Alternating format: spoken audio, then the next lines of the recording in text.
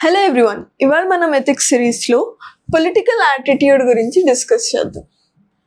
దీనికోసం మనం ఒక స్టోరీ చూద్దాం. స్వరాజ్పూర్ అనే ఒక విలేజ్ ఉండే అనమాట.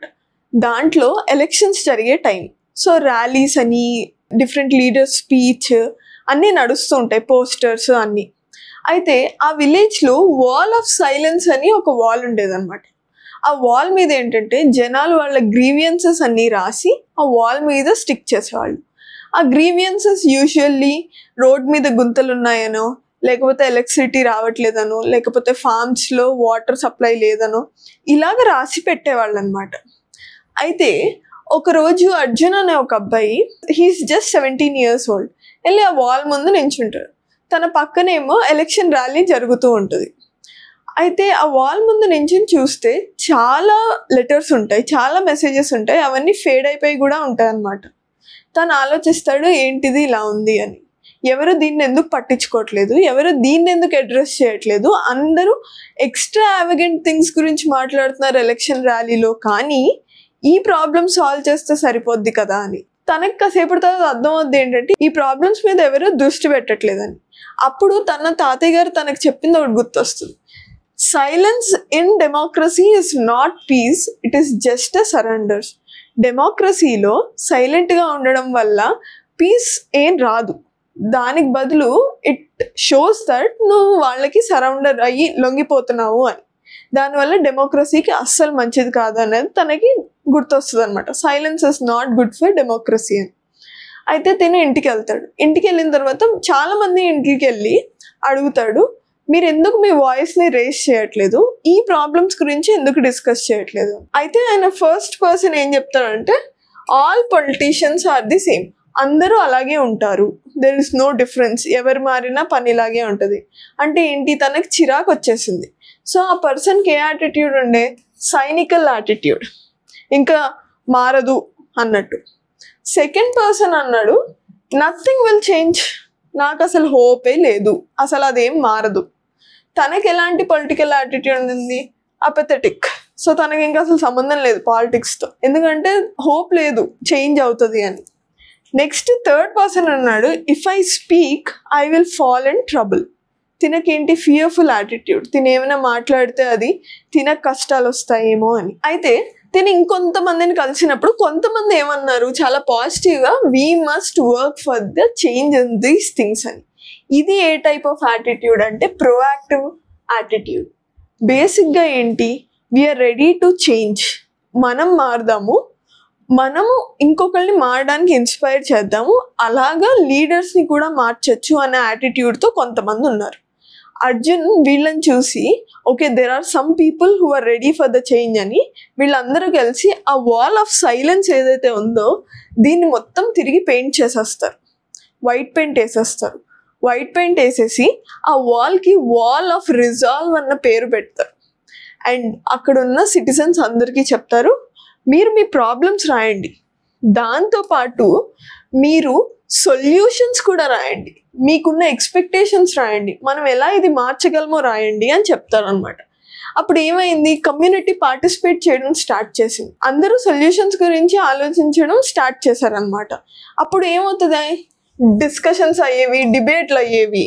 అండ్ ఈ ఉత్సాహం చూసి అక్కడున్న political leaders who are contesting elections వాళ్ళు కూడా జనాలు కోరుకునేది డిఫరెంట్, బికాజ్ వాళ్ళు జనాలు ఏం అడిగితే అదే చేస్తారు. సో ఇప్పుడు ఇక్కడ జనాలు ఏం అడుగుతున్నారు, they are asking for more accountability అని చెప్పి వాళ్ళు కూడా వాళ్ళ పర్స్పెక్టివ్ని మార్చుకుంటారు అనమాట. దానివల్ల ఏమవుతుందంటే స్వరాజ్పూర్లో ఎలక్షన్స్ అయినప్పుడు ఓటర్ టర్న్ అవుట్ అనేది ఎప్పుడు 42% యావరేజ్ ఉన్నది 88% యావరేజ్కి మారిపోయింది అనమాట. దాన్ని బట్టి ఏంటి, పార్టిసిపేట్ చేయాలనుకుంటున్నారు అందరూ ఎలక్షన్స్లో. ఎందుకు, their attitude has changed from being dormant to active. అందరూ యాక్టివ్ అయిపోయారు. ఎందుకు అయ్యారు, డిబేట్స్ అండ్ డిస్కషన్స్, అండ్ వాళ్ళు ఇచ్చే సొల్యూషన్స్కి వర్త్ ఉందని వాళ్ళకి అర్థమైంది.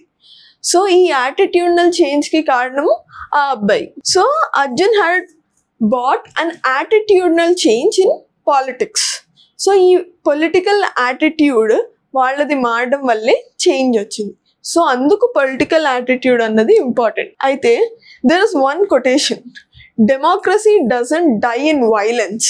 అంటే ప్రొటెస్ట్ చేయడం వల్ల లేకపోతే మన రైట్స్ని అడగడం వల్ల democracy doesn't die, but silence, it dies in silence. సైలెంట్గా ఉంటే డెమోక్రసీ చనిపోతుంది. సో మనం what is the pen and paper definition of political attitude అన్నది చూద్దాం. Political attitude refers to person's thoughts, feelings, and also beliefs about the political issues, ideologies, institutions, leaders, and events. So జనాలు politics గురించి or political ideologies గురించి ఏం ఆలోచిస్తారు, ఏం feel అవుతారు, ఏం బిలీవ్ చేస్తారు అన్నది political attitude. It reflects how individual views politics and government. It often shapes how they behave politically. So ఇది యూజువల్గా జనాలు ఎలా పాలిటిక్స్ని చూస్తారు, గవర్నమెంట్ని ఏ పర్స్పెక్టివ్తో చూస్తారు అన్నది రిఫ్లెక్ట్ చేస్తుంది. అలాగే వాళ్ళు పొలిటికల్ యాంగిల్లో ఎలా బిహేవ్ చేస్తారు అన్నది కూడా రిఫ్లెక్ట్ అవుతుంది. లైక్ ఓటింగ్ అని, లేకపోతే ప్రొటెస్ట్ చేయడం, లేదా ఎంగేజ్మెంట్ ఇన్ పాలిటిక్స్, ఇవన్నీ పొలిటికల్ యాటిట్యూడ్ బట్టి ఉంటాయి. మనకి యాటిట్యూడ్ అన్న వెంటనే CAB model or the ABC model గుర్తొస్తుంది. సో ఈ కాగ్నిటివ్ కాంపోనెంట్ని పొలిటికల్ యాటిట్యూడ్లో చూస్తే ఫస్ట్ థింగ్ ఏంటి, కాగ్నిటివ్లో what it says is what people think about the political issues గురించి జనాలు ఏమని థింక్ చేస్తున్నారు. Are they believing in democracy, are they not believing democracy, corruption రిక్వైర్డా, సిస్టమ్ నడవాలంటే నిజంగానే కరప్షన్ అవసరమా, లేకపోతే కరప్షన్ని ఫుల్గా ఎలిమినేట్ చేసేయచ్చా, లేకపోతే ఈక్వాలిటీ అన్నది నిజంగానే సాధ్యమా, ఇలాంటి విషయాల గురించి ఏం ఆలోచిస్తున్నారు పీపుల్ అన్నది కాగ్నిటివ్ కాంపోనెంట్ అన్నమాట. చాలామందికి ఒక పర్స్పెక్టివ్ ఉంటుంది, కరప్షన్ అనేది సిస్టమ్కి గ్రీజ్ లాంటిది, కరప్షన్ ఉంటేనే సిస్టమ్ నీట్గా ఫ్లాలెస్గా రన్ అవుతుంది అని. కొంతమంది ఏమనుకుంటారు, కరప్షన్ ఉండడం వల్లే ఇన్ఈక్వాలిటీ పెరిగిపోతుంది, సిస్టమ్స్ అన్నీ ఇన్ఎఫిషియంట్ అయిపోతున్నాయి అని. నెక్స్ట్ కొంతమంది ఏమనుకుంటారంటే డెమోక్రసీ ఉండడం వల్ల ఎక్కువ వర్క్ జరగట్లేదని బిలీవ్ చేస్తారు కొంతమంది. ఎందుకంటే డెమోక్రసీలో చాలామందిని సాటిస్ఫై చేయాలి కాబట్టి.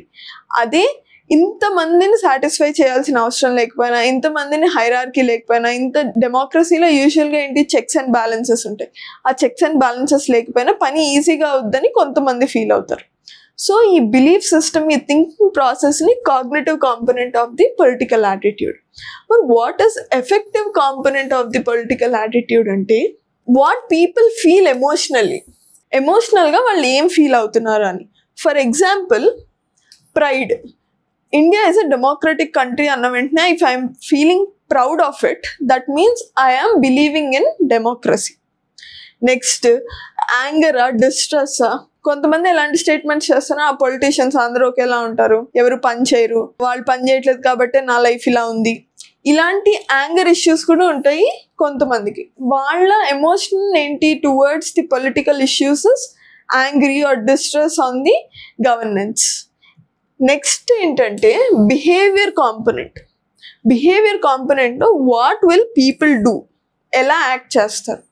అయితే పొలిటికల్ ఇష్యూస్లో పీపుల్కి యాక్ట్ చేసే టైం ఏంటి, ఓటింగ్ టైం, లేకపోతే ఎవరైనా ప్రొటెస్ట్ చేస్తున్నప్పుడు ప్రొటెస్ట్ జాయిన్ అవ్వాలా అవ్వకూడదా, లేకపోతే నెక్స్ట్ ఏంటంటే ప్రెషర్ గ్రూప్స్ ఏవైతే ఉంటాయో ఆ ప్రెషర్ గ్రూప్స్ నుంచి వచ్చే ఇంటెన్షన్ కరెక్టా రాంగా, so should I contribute financially or చేయకూడదా, ఇలాంటివన్నీ మనము బిహేవియర్ కాంపోనెంట్లో చూస్తాం. ఫర్ ఎగ్జాంపుల్ ఫార్మ్ లాస్ ఎప్పుడైతే పాస్ అయ్యాయో వాటిని రిమూవ్ చేయమని చాలామంది ఫార్మర్స్ అసోసియేషన్స్ రోడ్ మీదకి వచ్చారు. So they have behaved according to their cognitive and effective component అనమాట. నెక్స్ట్ ఎగ్జాంపుల్ ఏంటి, మెడికల్ స్టూడెంట్స్. ఎప్పుడైతే వెస్ట్ బెంగాల్లో rape and murder of the young intern doctor అయ్యిందో ఆ హాస్పిటల్లో ఉన్న స్టూడెంట్సే కాకుండా ఆల్ ఇండియా మెడికల్ స్టూడెంట్స్ వచ్చి ప్రొటెస్ట్ చేశారు. They wanted reforms. ఆ రిఫార్మ్స్ చేసేది యూజువల్గా ఎవరు, political leaders who are sitting in the assembly, legislative assembly. So వాళ్ళ మీదకి ప్రెషర్ తీసుకొచ్చారు. They have participated politically to solve their issues. Next ఏంటి అంటే లేబర్ డిగ్నిటీ. లేబర్ లాస్ ఏవైతే ఫామ్ అయ్యాయో they are result of lot of struggle. So human rights ఉండట్లేదు లేబర్కి అని చెప్పి వాళ్ళు చాలా ఫైట్ చేస్తే పొలిటికల్ విల్ అప్పుడు ఎన్హాన్స్ అయ్యి అప్పుడు యాక్ట్స్ని పాస్ చేశారు. పొలిటికల్ విల్ని స్ట్రెంగ్తన్ చేయాలి ఆర్ ఫోర్స్ చేయాలి, పీపుల్ ఆర్ కామన్ మ్యాన్ చేయాలి అంటే వాళ్ళ బిహేవియర్ ఆ లైన్స్లో ఉండాలి అనమాట. ఇప్పుడు మనం అసలు పాలిటిక్స్ అంటే ఏంటో చూద్దాం. పాలిటిక్స్ అంటే యూజువల్గా మనం కామన్గా మాట్లాడుకుంటే ఏమనుకుంటాం, ఒక పవర్, ఒక అథారిటీ ఏదైనా చేయడానికి. So by pen and paper definition ఏంటి, politics deals with acquisition, management and also retention of the governance power. So ఆ పవర్ని మనం సేవ్ చేసుకోవాలి లేదా మన దగ్గర తెచ్చుకోవాలి, ఆ రిటైన్ చేసే యాక్టివిటీస్ ఏవైతే ఉన్నాయో వాటిని పాలిటిక్స్ అంటారు. నౌ కామన్ మ్యాన్ నుంచి ఒక పొలిటికల్ లీడర్ వరకు అందరికీ ఒక పొలిటికల్ ఐడియాలజీ అనేది ఉంటుంది అనమాట. సో ఆ పొలిటికల్ ఐడియాలజీ అన్నది వాళ్ళకి ఎలా అయినా ఫామ్ అవ్వచ్చు, ఎలా ఫామ్ అవుద్దో మనం తర్వాత చూద్దాం. కానీ వాళ్ళు ఫాలో అయిన తర్వాత ఒక్కొక్క పొలిటికల్ ఐడియాలజీకి ఒక విజన్ ఉంటుంది ఆర్ ఒక ఇంప్లిమెంటేషన్ స్టైల్ ఉంటుంది. అవేంటో చూద్దాం. ఫస్ట్ పొలిటికల్ విజన్స్ చూద్దాం. ఫస్ట్ ఏంటంటే లెఫ్టిస్ట్ విజన్. లెఫ్టిస్ట్ విజన్ ఏంటి అంటే మొత్తం సొసైటీ అంతా ఈక్వల్గా ఉండాలి అని చూస్తారు వీళ్ళు. వీళ్ళు అనుకుంటారు we have to uplift the disadvantaged sections. ఈ అండర్ ప్రివిలేజ్ సెక్షన్స్ ఎవరైతే ఉంటారో వాళ్ళకి ప్రిఫరెన్షియల్ ట్రీట్మెంట్ ఇచ్చి ఆర్ వాళ్ళకి ఎక్కువ ఆపర్చునిటీస్ ఇచ్చి we have to make them better అని ఆలోచిస్తుంటారు. దానికి one of the thing is ఈ reservation system which has helped for uplifting the disadvantaged sections. Now second vision వచ్చేసి రైటిస్ట్ విజన్. రైటిస్ట్ విజన్ ఎలా ఆలోచిస్తుంది అంటే ఈ సోషల్ హైరార్కీ ఏదైతే ఉందో, సోషల్ ఆర్డర్ ఏదైతే ఉందో, ఈ స్ట్రాటిఫికేషన్ ఏదైతే ఉందో అది ఉండడం వల్ల సొసైటీకి ఏమీ పెద్ద నష్టం లేదు అన్నట్టు ఆలోచిస్తుంది రైటిస్ట్ వింగ్. అండ్ వీళ్ళు ఏంటి అంటే ఈ సోషల్ ఆర్డర్ ఏదైతే ఉందో అది అర్జెంటుగా మార్చేయాలి అన్న ఇంటెన్షన్తో అయితే ఏమీ ఉండరు. నెక్స్ట్ థర్డ్ వచ్చేసి సెంట్రిస్ట్ వ్యూ. ఈ సెంట్రిస్ట్ ఏంటంటే లెఫ్టిస్ట్కి రైటిస్ట్కి మధ్యలో. Centrist neither want social hierarchies not do they want మొత్తం సొసైటీ అంతా అర్జెంటుగా ఈక్వల్ అయిపోవాలి, అలా కూడా ఉండరు అనమాట. వీళ్ళు చాలా pragmatic and practical in nature. So వీళ్ళు ఏం చేస్తారంటే బెస్ట్ సొసైటీకి ఏది బెస్ట్గా సూటబుల్లో ఇప్పటికి అది చెయ్యాలి. And they will also keep in mind long term and short term goals అనమాట. ఇప్పుడు ఈ పొలిటికల్ విజన్స్ని ఇంప్లిమెంటేషన్ చేయడానికి కొన్ని స్టైల్స్ ఉంటాయి. ఫస్ట్ వచ్చేసి రియాక్షనరీ స్టైల్. దీన్ని రిగ్రెసివ్ ఇన్ నేచర్ కూడా అంటారు. ఇది యూజువల్గా ఎక్స్ట్రీమ్ రైటర్స్ చేసే పని. వీళ్ళు ఏమంటారంటే పాస్ట్ ఇన్స్టిట్యూషన్స్ అంటే పాస్ట్లో జరిగిన అట్రాసిటీస్ అయినా కూడా అవి పాస్ట్లో ఇన్స్టిట్యూషన్స్ అయితే వాటిల్ని ముందుకు తీసుకురండి, వాటిల్ని మళ్ళీ రివైవ్ చేయండి, ఇలా మాట్లాడతారు. ఇప్పుడు ఎక్స్ట్రీమ్ రైటర్స్ ఏం చేస్తారంటే ఈ రియాక్షనరీ ఆర్ రిగ్రెసివ్ పాలసీ ఏంటంటే సతీ సిస్టమ్ని కూడా వెనక్కి తీసుకొచ్చేయమనే టైప్ పీపుల్ ఈ రియాక్షనరీ సిస్టమ్స్. సో వీళ్ళు యూజువల్గా ఎగ్జాంపుల్ తాలిబాన్, ఐఎస్ఐఎస్ వీళ్ళు ఏం చేస్తారంటే ఆ వెనక ఉన్న పాస్ట్ ఇన్స్టిట్యూషన్స్ని రివైవ్ చేయడానికి ట్రై చేస్తారు. నెక్స్ట్ వచ్చేసి ఇంప్లిమెంటేషన్ కన్జర్వేటివ్. వీళ్ళేంటి ఎవల్యూషనరీ ఇన్ నేచర్ అనమాట. ఈ ఎవల్యూషనరీ అంటే ఏంటంటే వీళ్ళు రైటర్స్, ఎక్స్ట్రీమ్ రైటర్స్ కాదు, వీళ్ళు రైటర్స్. వీళ్ళు ఏం చేస్తారంటే ఇప్పుడున్న స్టేటస్ కొని అలాగే మెయింటైన్ చేస్తారు. అంటే ఇప్పుడు సొసైటీ ఎలా ఉందో అలాగే ఉంచుదాం, చిన్న చిన్న చేంజెస్ చేద్దాం అన్నట్టు ఈ కన్జర్వేటివ్స్ ఉంటారనమాట. సో స్మాల్ చేంజెస్ని యాక్సెప్ట్ చేస్తారు, రాడికల్ చేంజ్ని యాక్సెప్ట్ చేయరు. Third one is progressive in nature. వీళ్ళు ఏంటంటే రివల్యూషన్ టైప్ అనమాట. సో ఏవైతే చేంజెస్ ఉంటాయో radical changes and best solutions ఉంటాయో అవి చాలా ఫాస్ట్గా చేయాలని కోరుకుంటారు వీళ్ళు. వీళ్ళు యూజువల్గా లెఫ్టిస్ట్ అయ్యి ఉంటారు, రాడికల్ చేంజ్ని బాగా ఎంకరేజ్ చేస్తారు అండ్ ఫాస్ట్గా we have to move ahead అన్నట్టు ఉంటారు. సో బేసిక్గా ఏంటంటే వీళ్ళు ఈ ఇన్ఈక్వాలిటీస్ ఏవైతే ఉన్నాయో అవి ఇమీడియట్గా తీసేయాలి అన్న మైండ్ సెట్లో ఉంటారనమాట. సో మనం ఈ వీడియోలో పొలిటికల్ ఐడియాలజీ, విజన్, ఇంప్లిమెంటేషన్ చూసాము and what is political attitude అన్నది చూసాం. So let's meet in next video. Thank you.